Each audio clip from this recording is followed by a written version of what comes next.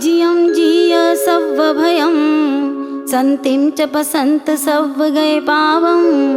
जय गुरु संति गुण करे दोवी जिनवरे पणिवयामी गाहा।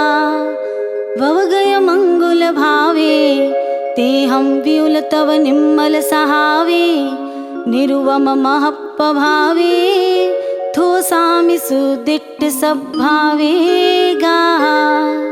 सव्व दुःख पसंतीणं सव्व पाप पसंतीणं सया अजिय संतीणं नमो अजिय संतीणं सीलोगो।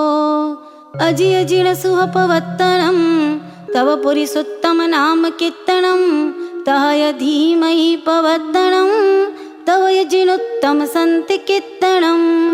मागहिया किरिया विसञ्चयकम् अखिलेश विमुखयरम्। अजियं निजियं च गुणैः महामुनि सिद्धिगयम्। अजियासय सन्ति महामुनिनो विह सन्ति करम्। सययं मम निवै कारणयं च नमं साणायम् आलिं गणयं। पुरिसा जय दुःखवारणं जय विमग्गः सुखकारणम्। अजियं सन्तिं च भावो अभयकरे शरणं पवज्जहा। मागहिया अरैरैतिमिर विरहियमुवरय जरमरणं। सुरे असुर गरुल भूयग्वैपयय पणिवय्यम्। अजिय महमविय सुनयनयनियुणम भयकरम्। शरणमुवसरिय भुवि दिविजमह्यं साययमुवण मे संगययम्। तं च जिनुत्तममुत्तं नित्यं सत्तधरम्। अज्जव मद्धव खन्ति विमुक्ति समाहिनीं। सन्ति करं प्रणमामि दमुत्तम तीर्थयरम्। सन्ति मुनि मम सन्ति समाहि वरं दिशौ। सोवाणयं सावत्थि भुववत्थिवं च वरहत्ति मथय पसत्थ विथिन्न सन्तियं। थिरसरिच्च वच्छं मयगललीलायमाण वरगन्धहत्ति पत्थाण पथ्यं सन्थवारियं। हत्ति हत्त बाहुं धन्त कणगरुअग निरुवहय पिञ्जरं पवरलक्षणो वचिय सोमचारुरुवं। सुहि सुहमणाभिराम परमरमणिज्जवर देवदुन्दुहिनिनाय महुरयर सुहगिरं वेढ्ढौ। अजियं जियारि गणं जिय सव्वभयं भवो हरिं। प्रणमामि अहं पयो पावं पसमेउ मे भयवं। रासालुद्धो कुरुजनवय हत्तिनाउर नरीसरो पडमं तो महाचक्रवट्टि भोये। महप्पभावो जो बावत्तरी पुरवर सहस्रवर नगर निगम जनवयवै। बत्तीसा रायवर सहसाणुयाय मग्गो 14 रैण नवमहानिः 64 सहस्र पवर जुवईण। सुंदर वै चूलसी हय गय रहसय सहस्र सामी। छन्न वै गाम कोडी सामी आसिज्जो भारहम्मी भयवं वेढ्ढौ। तं सन्ति सन्ति करं सन्तीणं सव्वभया। सन्तिं तुणामि जिनं सन्तिं विहेउ मे रासानन्दी अयम्। एकाग विदेह नरिसर नरवसहा मुनिवसहा नवसारय शशि सकलानन। विगयतमा विहुयरया अजि उत्तम तेय गुणे महा। मुनि अमिय बला वियुल कुला पणे ते भव भय मूरण जग सरेना मम शरणं चित्तलेहा देव दान विंद चंद सूर वंद हट्ट तुट्ठ जिट्ठ परमा लट्ठ रोव दंत रूप पट्ट सेय शुद्ध निद्ध धवल दंत पंथि संति सत्ति कीर्ति मुक्ति जुत्ति गुत्ति पवर दित्त तेय वंद ध्येय सबलो अभावीय पभावणीय पैसमे समाहिं नारायो विमल शशि कलाइरेय सोमं वितिमिर सूर कराइरेय तेयं तिय सवै गणाइरेय रूवं धरणीधर पवराइरेय सारं कुसुमलया सत्य असया अजियं सारीरे वलय अजियं तव संजमे अजियं एस थुणामि जिणम अजियं भुवग परिरिंगी अयं सोमगुणेयं पावयिनतं नवसरयससि तेय गुणेयं पावयिनतं नवसरय रवि रूवगुणेयं पावयिनतं तियस गणवयि सारे गुणेयं पावयिनतं धरणिधरवयि किज्जी अयं तवर पवतयं तमरयरयं धीरजणतु अच्चियं चुअकलि कलुषं सन्ति सुअपवतयं तिगरणपयो सन्ति महं महामुनि शरणमुवण मे लली अयं विण ओणय सिरिरै अंजलि ऋषिगण सन्तु अंथिमियं विबुहाहिव धन वै नर वै थुअमयि अच्चियं बहुसो ऐरुगय सरय दिवायर समहिय सपभं तवसा गयनं गणविहरण समूह्य चारण वंदियं शिरसा किसलय माला असुर गरुल परिवंदियं किन्नरो रगणमंसियं देवकोटि सै सन्तुअं समण संग परिवंदियं सुमुहं अभयं अणहं अरयं अरुयं अजियं अजियं पयोपण में विज्जु विलसियं आ गया वर विमान दिव्य कणगरह तुरय पहकर सयेहिं हुलीयं ससंभमोरण कुबिय लुलिय चल कुंडलं गया तिरीड सोहंत मौली माला वेड्डो जम सुरी संगा सा सुरी संगा वेर वियोता भति सुजुता आयरे भूसिय संभम पिंडिय सुठु सुविम्हिय सब बलोगा उत्तम कंचन रयण परुविय भासुरी भूषण भासुरी अंगा गाय समोणय भक्ति वसागय पंजलि पेसिय शीस प्रणामा रयण माला वंदी उण तो जिनं तिगुणमेवय पुणोपयाहिनं पणमि उणय जिनं सुरासुरा पमुयास भवनायिं तो गया खित्तयं तं महामुनि महं पिपंजलि रागदोष भय मोहवज्जियं देवदानव नरिन्दवन्दियं सन्तिमुत्तमं महातवं नमे खित्तयम्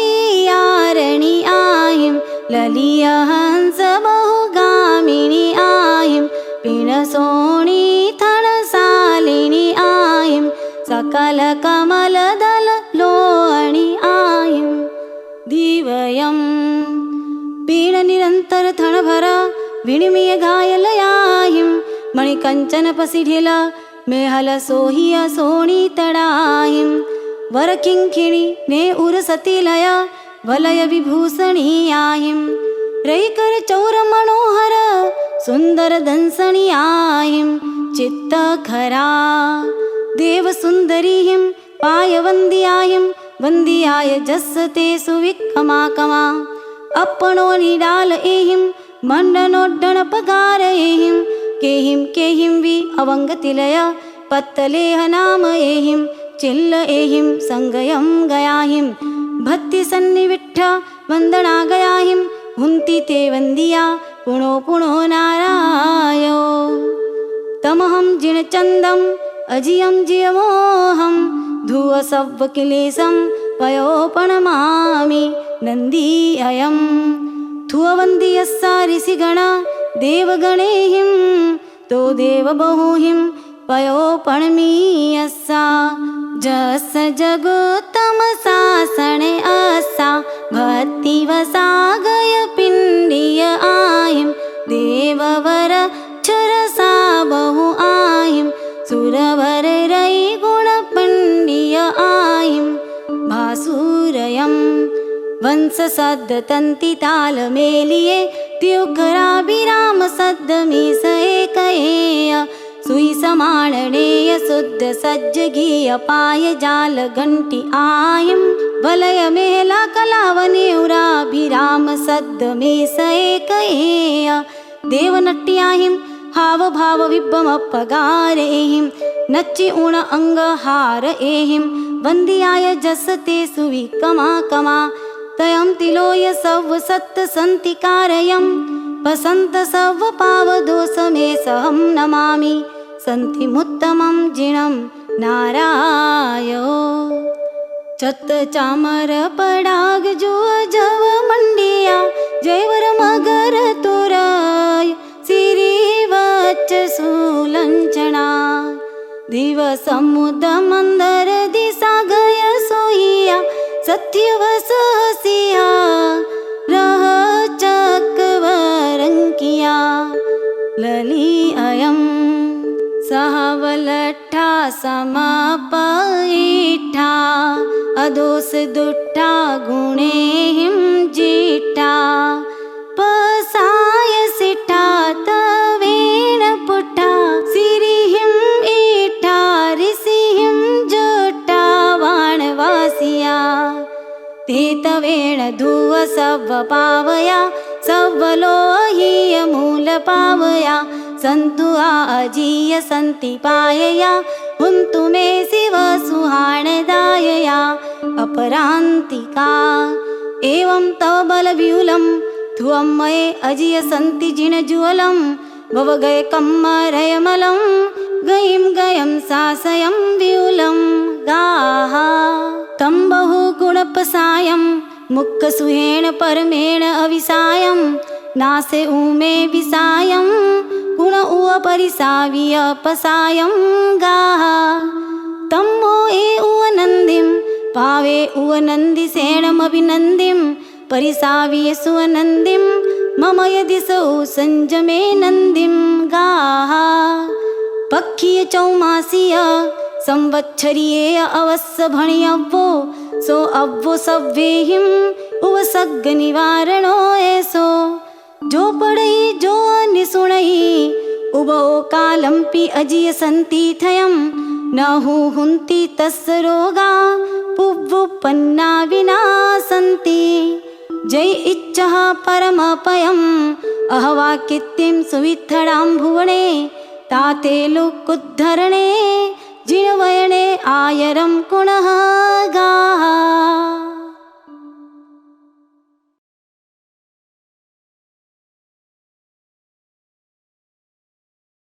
सप्त स्मरण में द्वितीय स्थान पर लघु अजित शांति स्तव का पाठ किया जाता है। इसमें भी अजितनाथ एवं शांतिनाथ भगवान की भक्ति गर्भा स्तवना के साथ उनके नाम स्मरण के अचिंत्य प्रभाव का वर्णन किया गया है, किंतु यह मात्र 17 पद्यों में ही गुम्फित होने से इसका नाम लघु अजित शांति स्तव रखा गया है।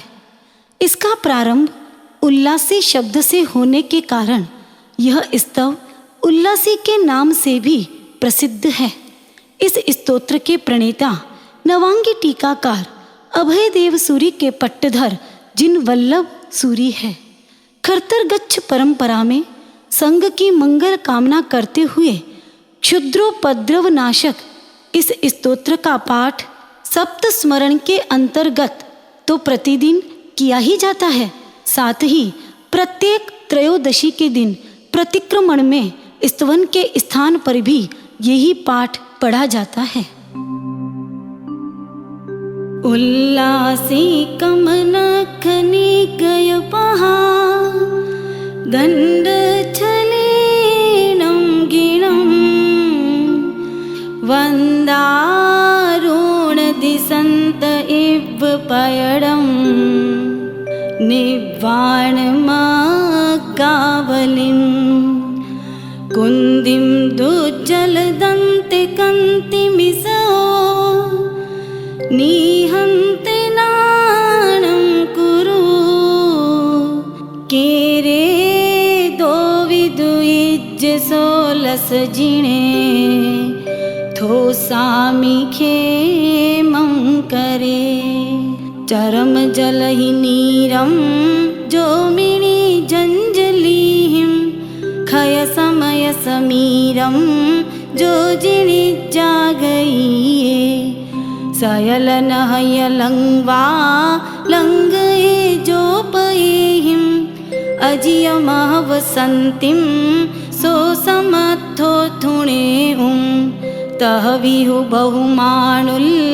लासी भक्ति भरेण गुणकणमिव कित्ते हामि चिंतामणिव अलमहव अचिंता नंत सामथ ओसिं फलिहैलहु सवं वंचियं नेचियं मे सयल जय हियाणं नाम मित्तेन जाणं विहडैलहु दुट्ठा निट्ठ दो घट्ट थट्टं नमिर सुर किरीडु गिट्ट पायार विंदे सययमजिय संति तेजिनंदे भिवंदे पसरई वर कित्ती वड्डए देह दित्ती विलसई भुवि मित्ती जायए सुपवित्ती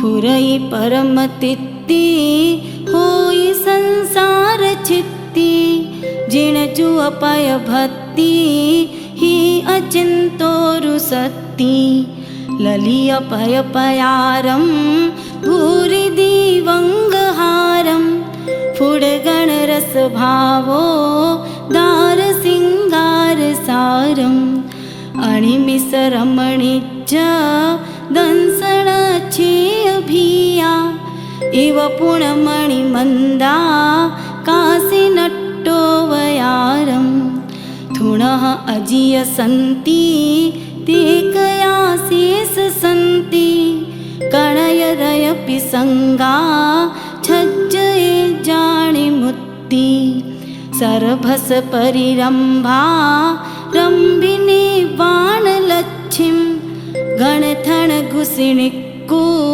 पंक पिंगी कयव बहुवियनय भंगं वत्तुनिच्चं अनिच्चं सदसदण बिलप्पा लप्प मेघं अणेगं इयकुणय विरुद्धं सुप्पसीधं च जेसिं वयणमवयनिज्जं तेजिने संभरामि पसरैतियलोए ताव मोहं धयारं भमई जयमसन्नं ताव मिच्छत्त छन्नं फुरै फुडफलन्ता नन्तिनाणं सुपूरो पयडमजिय सन्ति झाडसूरो न जाव अरिकरि हरि तिन्हुन हम्बु चोराही वाही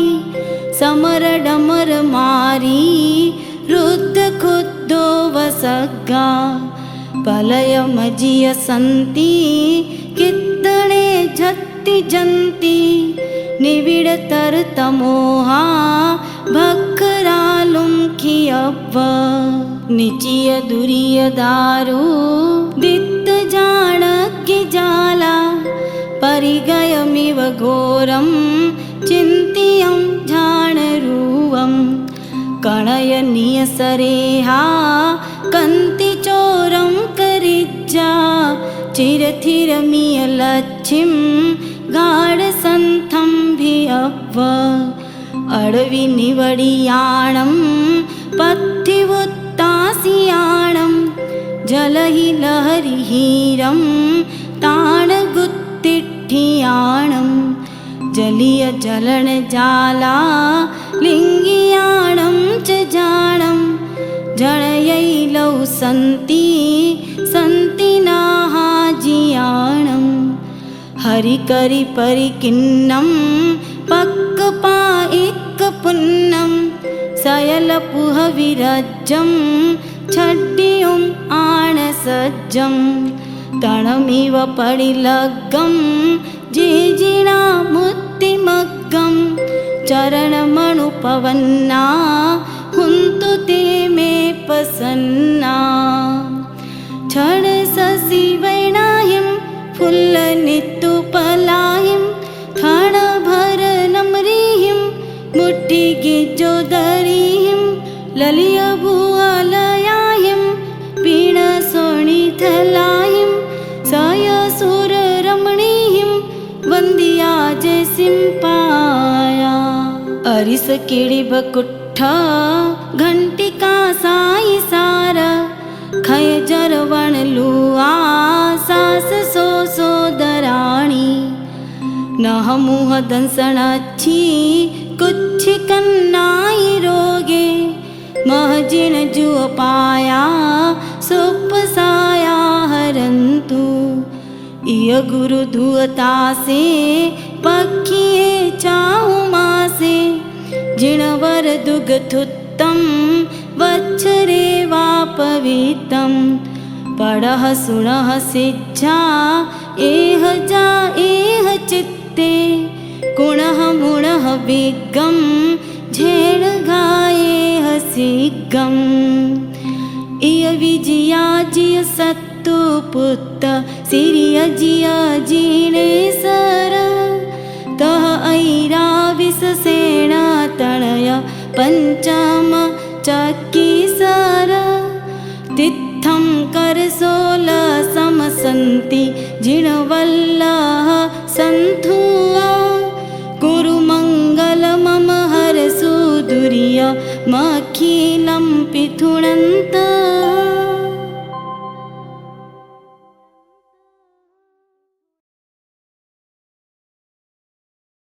सप्त स्मरण में तीसरे क्रम पर भयहर स्तोत्र का स्मरण किया जाता है। इस स्तोत्र का प्रारंभिक अक्षर नमी ऊण होने से यह नमी ऊण स्तोत्र के नाम से भी प्रसिद्ध है। इसमें स्तोत्र के रचयिता कवि मानतुंग ने यह कहा है कि प्रभु पार्श्वनाथ का संकीर्तन करने से कुष्ठादि भयंकर रोग भय, जल भय, अग्नि भय, सर्प भय, अटवी भय, सिंह भय, गज भय, रण भय ऐसे 8 प्रकार के भय नष्ट हो जाते हैं। जो भविक इस पार्श्व स्तोत्र का उभय काल स्मरण करते हैं उनके राज भय, यक्ष राक्षस भय, अपशकुन, ग्रह पीड़ा, मार्ग जनित उपसर्ग एवं रात्रि भय आदि भी नष्ट हो जाते हैं। इस स्तोत्र में नमी ओण पास विसहर वसह जिण फुल्लिंग यह अष्टादशाक्षरी मंत्र भी गुप्त रूप से गर्भित है। इसके अतिरिक्त इस स्तोत्र में भय निवारक, तस्कर रक्षा, आत्मरक्षा, पर विद्योच्छेदक, शत्रु वशीकरण, सर्व कार्य सिद्धि आदि के 25 मंत्र यंत्र निहित है। इस प्रकार यह स्तोत्र आनंददायक एवं कल्याण परंपरा को प्रदान करने वाला होने से इसका महापूजन भी करवाया जाता है।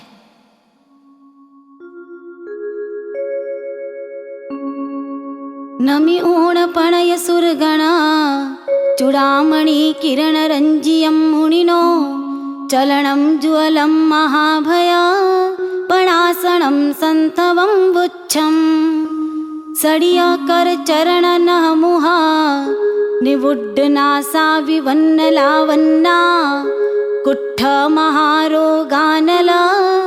पुल्लिङ्गनिदड्ड संवङ्गा ते तुह चलनाराहणा सलिलंजलि सेय बुड्डिय छाया वणदव दड्डागिरी पायव्व पत्ता पुणो लच्छिम दुव्वाय खुबिय जलनिः उब्भड़ कल्लोल भीषणारावे संभंत भय विसंठुला निज्जामय मुक्वावारे अविदलीय जानवत्ता खणेन पावन्ति इच्छियं कूलं पासजिण चलन ज्वलं नित्यं चियजेन मन्ति नरा खरपवनुद्धुय वणदवा जालावली मिलिय सयल धूमगहणे डज्जन्तमुद्दमियवहो भीषणरव भीषणं मीवणे जगगुरुणो कमज्वलं निवाव्य सयलतिहु अणाभोअं जे संभरन्ति मणुआ नकुणई जलनो भयं तेसिं विलसन्त भोग भीषणा फुरि आरुण नयन तरल जिहालम् उग्गभुअङ्गं नवजलया सच्चहं भीषणायारं मनन्ति कीड सरिसं दूरपरिछूड विषम विषवेगा तुह नामक्खर फुड सिद्ध मंत गुरु आनरालोए अड़वी सुभिल्ल तक्करा पुलिंद सद्दूल सद्द भीमासु भय विहुर उन्न कायरा उल्लूरिय पह्य सत्थासु अविलुत्त विहवसारा तुह नाह पणाम मत्त वावारा भव गय विग्गासिगं पत्ताहिय इच्चियं ठाणं पज्जलि आनल नयनं दूरवियार्य मुहं महाकायं नः कुलिस गाय वियलिया गयिन्द कुम्भथलाभोऽं पणयस संभम पथिवा नः मणिमाणिक्कपडिय पडिमस्सा तुह वयन पारण धरा सिंहं कुद्धंपि न गणन्ति शशिधवल दंत मुसलं दिह करुल्लाल बुड्डियोच्चाहं मोहपिंग नयन ज्वलं ससलील नवजलहरारावं भीमं महागइन्दम् अच्छासनं पीतेन विगणन्ति जेतुं चलन ज्वलं मुनिवै तुंगं सम्मलीना समरमितिक खग्गा भिग्गाय पवित्र उद्धूय कमंदे कुंतविनि भिन्न करिकलह मुक्क सिक्कार पौरं मे निज्जिय दपुद्दरियो नरिंद निवहा भड़ाज संधवलं पावन्ति पावपसमिना पासजिन तुह पभावेण रोग जल जलन विसहरा चोरारि महिंद गयरण भयायं पासजिन नाम संकीर्तनेन पसमन्ति सव्वायं एवं महाभयहरं पासजिनिं दस्स संथवमुआरं भवीयजनानं दयरं कल्याण परम्पर निहाणं राय भय जक रखस कुसुमिण दुस्स ओण रिक् पीडासु सज्जासु दोसु पंथे उवसज्ञे तय रयणीसु जो पढ़ई जो अन सुनई ताणं कैनोयमाण तुङ्गस्स पासो पावं पसमेयो सयलभुवनच्चिय चलनो उवसगन्ते कमठासुरं मे झाणाओ जो न संचलियो सुरनर किन्नर जुवैहिं संतु जय उपास जिनो ए असमज्झायार 18 अक्षरेहिं जो मंतो जो जानई सो जायई परम पयत्थं फुडं पासं पासः समरण जो कुणई संतुट्ठे हिय एना 78 सयवाही भया नासई तस् दूरेण।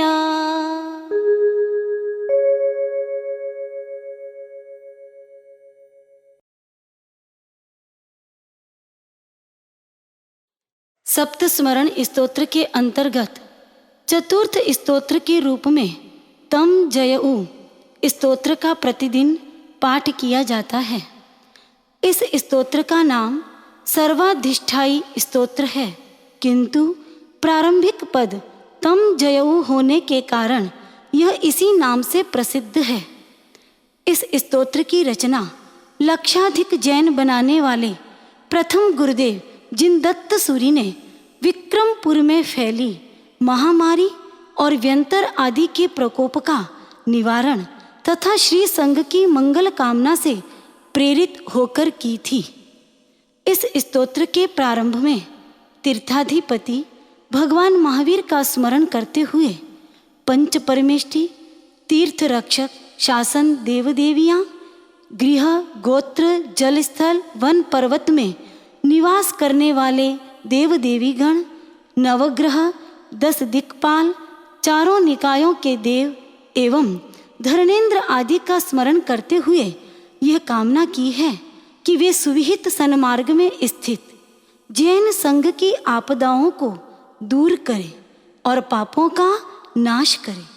उपसंहार में कवि ने यह भी कहा है कि जो भी मानव इस स्तोत्र का त्रिकाल पाठ करेगा वह कृतकृत्य होकर सुखी रहेगा और उसके लिए जगत में दुःसाध्य कुछ भी नहीं होगा। तम जयऊ जयेतित्थं जमित्ततित्था हिवेन वीरेण सम्मं पवत्यं भव्व सत्तसन्तान सुजनयं नासीय सयलकिलेसा निहय कुलेसापसत्त सुलेसा सिरिवद्यमान तित्थस्स मंगलम दिन्तु ते अरिया निदड्डकम बिया बिया परमेठिनो गुण समिद्धा सिद्धाति जय प्रसिद्धा हणन्तु दुत्थानि तित्थस्स आयार मायरन्ता पंचपयारं सयापया संता आयरियातः तित्थं निहय कुतित्थं पयासन्तु सम्मसु अवाय गावाय गाय सियवाय वाय गावाये पवयण पडिनीय कये वणिन्तु सव्वस संघस्स निव्वाण साहुणुज्जुय साहुणं जणीय सव्व साहज्जा तित्थपभावगाते हवन्तु परमेठिनो जैनो जेनानुगयं नाणं निव्वाणफलं च चरणमविहवै तित्थस्य दंसनं तं मंगुलमवणेउ सिद्धियरं निच्चम्मो सुधम्मो समग्र भवंगी वग्गकय सम्मो गुणसुट्ठि अस्य संगस्य मंगलम सम्ममिय दिशु रम्मो चरित धम्मो संपाव्य भव सत्त शिव सम्मो निःशेष कीलेश हरो हवौ सया सयल संघस्य गुणगण गुरुणो गुरुणो शिवसुमयिनो कुणन्तु तीर्थसा सिरिबद्धमाणे पौपयडी अस्य कुशलं समगस्सा जिय पडिवक्खा जक्खा गोमुह मायंग गयमुह पमुखा सिरिबंब संति सैया कयनय रक्खा शिवं दिन्तु अम्बा पडिहयडिम्बा सिद्धा सिद्धाया पवयनस्सा चक्केसरी वैरुट्टा सन्ति सुरादिसौ सुखाणि सोलसविचा देवियो दिन्तु संगस्य मंगलं विपुलम् अच्युताशय्याओ विश्वसूय देव आई समम् जिन शासन कय रखा जखा 24 शासन सुरावी सुभावा संतावम तिथस्य सयापणा सन्तु जिन पवयणं मे निर्या वीरया कुपहाउ सव्वहा सव्वे वेया वच्च कराविया तिथस्य हवन्तु सन्ति करा जिन समय शुद्ध सुमग्ग वही भगवान जनिय साहज्जो गीय रई गीय जसो सपरिवारो शिवं दिशो गीय गुत्त खेत जल थलवणा पव्यवासी देव देवियो जिन शासन ठियाणं दुहाणि सव्वाणि नियणन्तु 10 दिशि पाला सखित पालया नवग्रहासन खता जोहिणी राहु ग कालपास कूली अद्ध परेहिं सह कालकंठ एहिं सवट्टि वच्चेहिं कालवेलाहिं सव्वे सवत्थ सुहं दिशन्तु सवस संघस्य भवन वैवाण मंतरा जो इसवे माणियाय जे देवा धरणिंद सक्कसैया दलन्तु धुरियायं तीर्थस्य चक्कं जस जलन्तं गच्छै पुरोपणासियतमोहं तं तीर्थस्य भगवो नमो नमो वद्धमानस्य सोजयो जिणो वीरो जसज्जवि शासनं जये जयै सिद्धिपः शासनं कुपः नाशनं सव्भयमहनं सिरि उसवसेन पमुहा हय भय निवहादि सन्तु तीर्थस्य सव्वजीनानं गण हारिनो नहं वञ्चियं सव्वं सिरिबद्धमाण तित्थाहि वेण तित्थं समप्पियं जस सम्मं सुहं मसामि दिशौ सुहं सयलसङ्घस्य पयइये भद्दियाजे भद्दानि दिशन्तु सयलसङ्घस्य इयरसुराविहु सम्मं जिन गणहर कह्य कारिस्स इय जो पढ़ाईति संजम दुसज्जं तस्य नथि किंचि जये जिन दत्ता नायठियो सुनिठि अट्ठो सुही होई।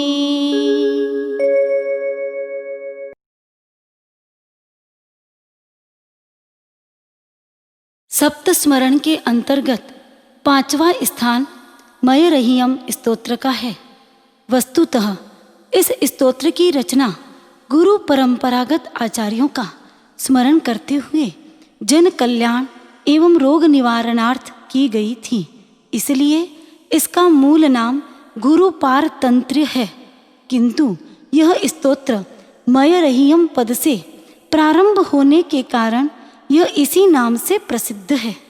इस स्तोत्र के प्रणेता प्रथम दादा जिनदत्त सूरी गुरुदेव हैं।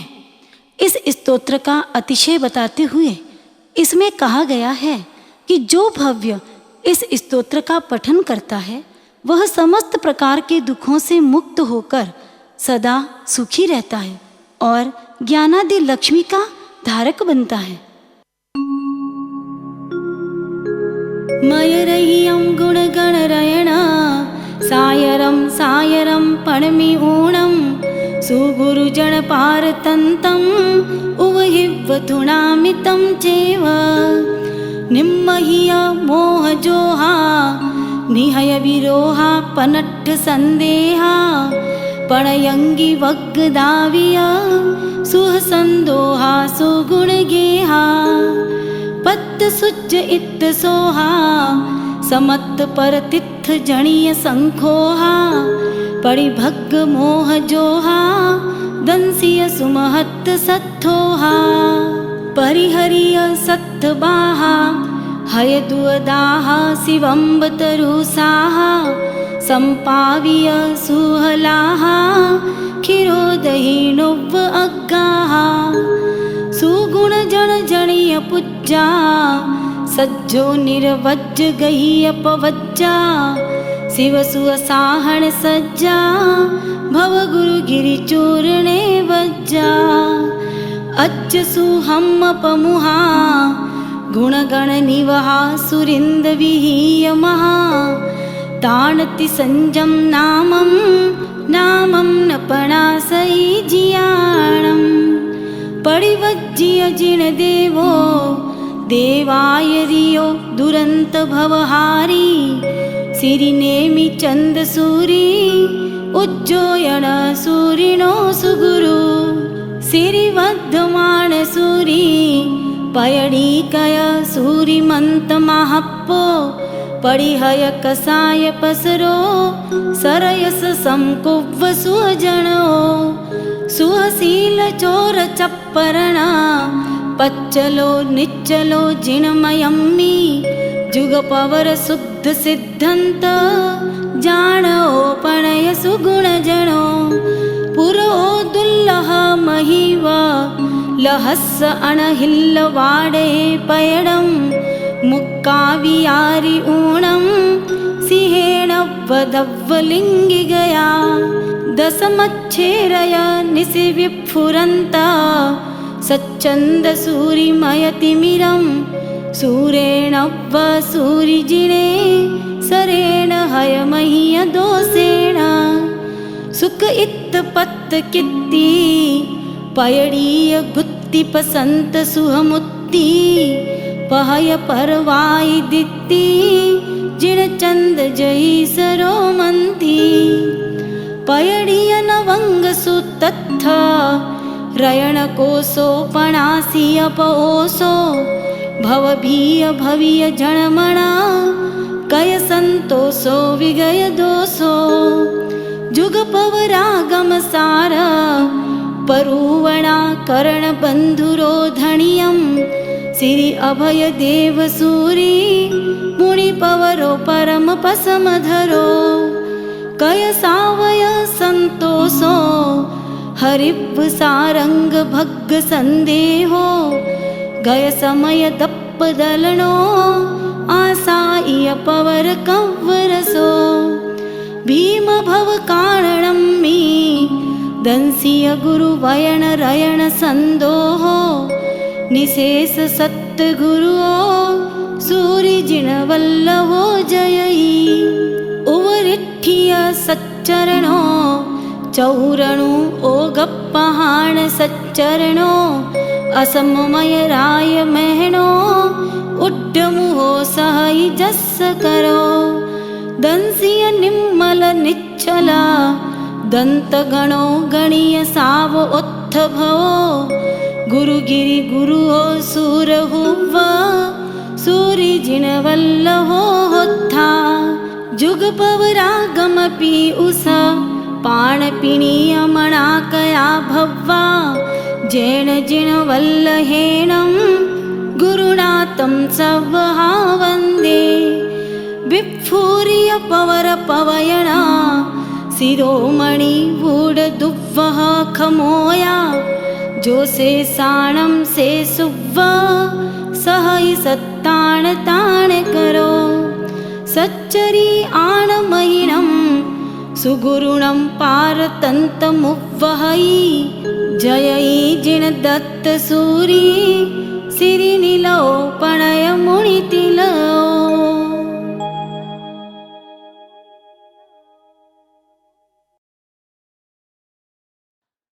सप्त स्मरण में छठे क्रम पर सिग्गमवहरो स्तोत्र का पाठ किया जाता है। इस स्तोत्र के रचयिता भी युग प्रधानाचार्य जिन दत्त सूरी गुरुदेव हैं। इसमें स्तोत्र के मूल नाम के अनुसार स्तंभन पार्श्वनाथ, गौतम स्वामी आदि गणधर, तीर्थ रक्षक, शासन यक्ष यक्षिणियाँ, क्षेत्र गृह गोत्र एवं देश की अधिष्ठात्री देवियों की स्तवना करते हुए उनसे प्रार्थना की गई है कि वे मुक्ति मार्ग के पथिक श्री संघ के समस्त विघ्नों को दूर करें।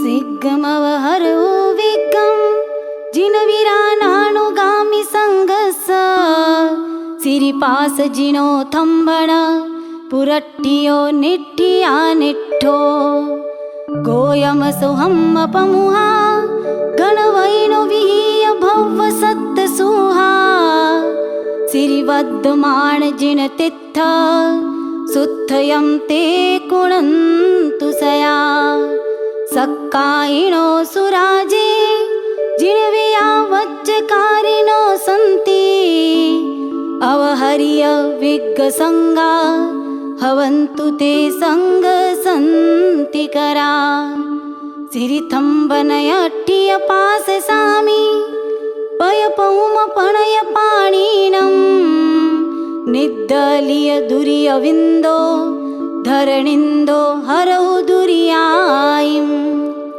गोमुहापमुख जक्खा पडिहय पडिवक्क पक्क लक्खाते कय सगुण संग रखा हवन्तु संपत्त शिव सुखा अपड़ी चक्कापमुहा जिन शासन देव याऊ जिन पणया सिद्धाइया समेया हवन्तु संगस्स विग्गहरा सक्का ऐसा सच उरा पुरट्ठियो वद्दमाण जिन भत्तो सिरिबंब संति जक्खो रखहु संगम पयत्तेन खित्तगिय गुत्त संताना देश देवाहि देवयाताओ निव्वुई पुरपहियाणं भव्वाण कुणन्तु सुखाणि चक्केसरी चक्कधरा विपहरि उच्छिन्न कंदरा धनियं शिवसरणि लग्गसंगस्स सव्वहा हरहु विघ्नानि तित्थवै बद्धमानो जिनेसरो संगो सुसंगेण जिन चंदो भयदेवो रखहु जिन वल्लहो पौमं सोजयौ वद्धमानो जिनेसरो दिनेसरो वहयतिमिरो जिन चंदा भयदेवा पहुणो जिन वल्लहा जेया गुरु जिन वल्लह पाए भयदेव पहुत्तदाय गे वंदे जिन चंद जिनेसर वद्दमाण तित्थस्स वुड्ढीकये जिन दत्ताणं सम्मं मनन्ति कुणन्ति जेयकारन्ति मनसा वयसा वौसा जयन्तु साहाम्निया देवी जिन दत्त गुणे नारायणो सयाज धरन्ति धारन्ति दंसीयसिय वायपये नमामि साहम्या तेवी।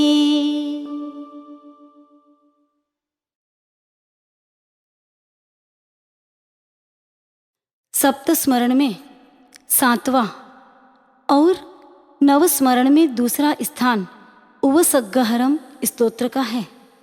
14 पूर्वों के ज्ञाता आचार्य भद्रबाहु ने इस स्तोत्र की रचना वराह मिहिर कृत उपद्रवों का निवारण एवं श्री संघ की रक्षा हेतु की थी।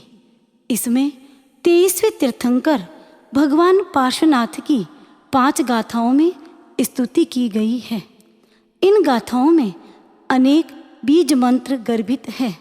यह स्तोत्र अत्यंत चमत्कारी माना जाता है।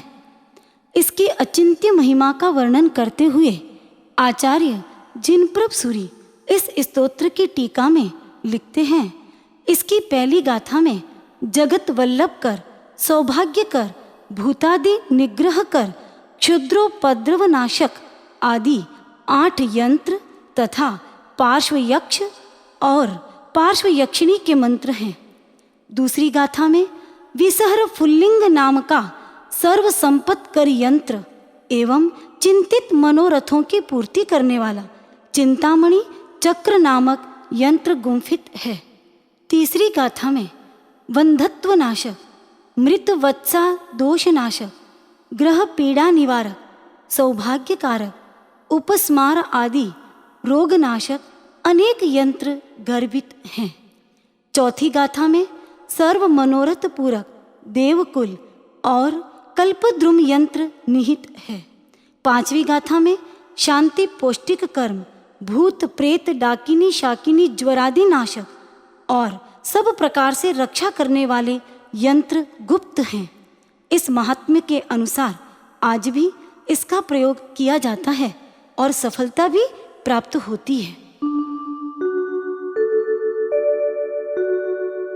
उवसग्गहरं पासं पासं वन्दामि कम्म गणमुक्कं विसहर विसनिन्नासं मंगल कल्याण आवासं विसहर फुल्लिंगमन्तं कंठे धारे जोषयामणो तस्सगः रोग मारी दुट्ठ जराजन्ति उवसामं चिट्ठौ दूरे मंतो तुज्ज प्रणामो वि बहुफलो होई नरतिरिये सुविजीवा पावन्ति न दुःख दोहगम तूह सम्मत्ते लद्धे चिंतामणि कप्प पाय वब्बहिये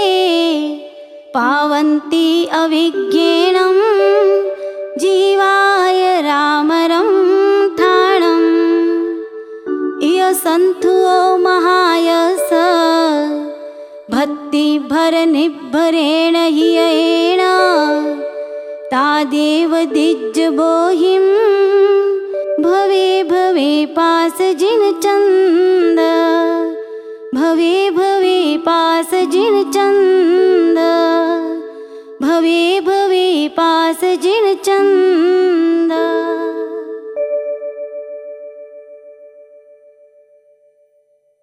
रिद्धि सिद्धिदायक एवं संकट मोचक दादा गुरु इक्तीसा। श्री गुरुदेव दयाल को मन में ध्यान लगा अष्ट सिद्धि नवनिधि मिले मन वांछित फल पा।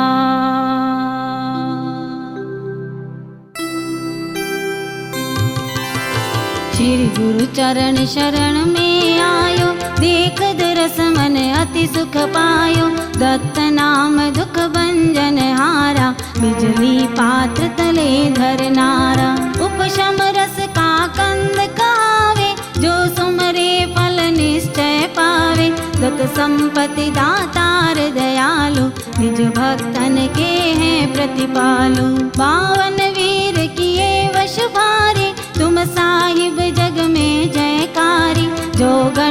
64 वश कर लीनी, विद्या पोथी प्रगट कीनी। 5 पीर साधे बलकारी, पंच नदी पंजाब मजारी। अंधों की आंखें तुम खोली, गूंगों को दे दीनी बोली। गुरु वल्लभ के पाठ विराजो, सूरिन में सूरज समसाजो। जग में नाम तुम्हारो कहिए, पर दिख सुर तरु सम सुख लइए। इष्ट देव मेरे गुरुदेवा, गुणी जन मुनि जन करते सेवा। तुम सम और देव नहीं कोई, जो मेरे हितकारक होय। तुम हो सुर तरु वंचित दाता, मैं निश दिन तुम्हारे गुण गाता। पार ब्रह्म गुरु हो परमेश्वर, अलग निरंजन तुम जगदीश्वर। तुम गुरु नाम सदा सुख दाता, जपत पाप कोटि कट जाता। कृपा तुम्हारी जिन पर होई, दुख कष्ट नहीं पावे सोई। अभय दान दाता सुखकारी, परमात्म पूर्ण ब्रह्मचारी। महाशक्ति बल बुद्धि विधाता, मैं गुरु नित उठ तुम्हें मनाता। तुम्हारी महिमा है अति भारी, टूटी नाव नहीं कर डारी। देश देश में थंब तुम्हारा, संग सकल के हो रखवाला। सर्व सिद्धि निधि मंगल दाता, देव परी सब शीश नमाता। सोमवार पूनम सुखकारी, गुरु दर्शन आवे नर नारी। गुरु चलने को किया विचारा, शावी का रूप जोगणी धारा। कीली उज्जैनी मझधारा, गुरु गुण अगणित किया विचारा। हो प्रसन्न दीने वरदाना, सात जो पसरे मई दरम्याना। युग प्रधान पद जन हितकारा, अंबर मान चूर्ण कर डारा। मात अंबिका प्रकट भवानी, मंत्र कलाधारी गुरु ज्ञानी। मुगल पूत को तुरत जिलाया, लाखों जन को जैन बनाया। दिल्ली में पतशाह बुलावे, गुरु अहिंसा ध्वज फहरावे। भादो 14 स्वर्ग सिधारे, सेवक जन के संकट टारे। पूजे दिल्ली में जो ध्यावे, संकट नहीं सपने में आवे। ऐसे दादा साहब मेरे, हम चाकर चरणन के चेरे। निश दिन भेरू गोरे काले, हाजिर हुक्म खड़े रखवाले। कुशल करण लीनो अवतारा, सदगुरु मेरे सानिध्यकारा। डूबती जहाज भक्त की तारी, पंखी रूप धर्यो हितकारी। संग अचंबा मन में लावे, गुरु व्याख्यान में हाल सुनावे। गुरु वाणी सुन सब हरि खाए, गुरु भवतारण तरण कहाए। समय सुंदर की पंच नदी में, फट गई जाज नहीं की छिन में। अब है सदगुरु मेरी बारी, मुझ समपति तन और भिखारी। श्री जिन चंद सुरी महाराजा, 84 गज के सिर ताजा। अकबर को अभक्ष चुड़ायो, अमावस को चांद उगायो। भट्टारक बदनाम धरावे, जय जय जय जय गुणी जन गावे। लक्ष्मी लीला करती आवे, भूखा भोजन आन खिलावे। प्यासे भक्त को नीर पिलावे, जलधर उणवेला ले आवे। अमृत जैसा जल बरसावे, कभी काल नहीं पड़ने पावे। अनधन से भरपूर बनावे, पुत्र पौत्र बहु संपत्ति पावे। कामर युगल ढुले सुखकारी, छत्र किरणिया शोभा भारी। राजा राणा शीश नमावे, देव परी सब ही गुण गावे। पूर्व पश्चिम दक्षिण ताई, उत्तर सर्व दिशा के माही। ज्योत जागती सदा तुम्हारी, कल्पतरु सद्गुरु गणधारी।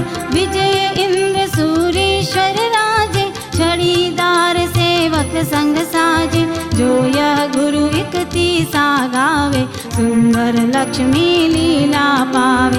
जो यह पाठ करे चित लाए, सदगुरु उनके सदा सहाय। वार 108 जुगावे, राजदंड बंधन कट जावे। संवत 8 2000, आसो 13 शुक्रवारा। शुभ मुहूर्त वरसी लगन में, पूरण कीनो बैठ मगन में।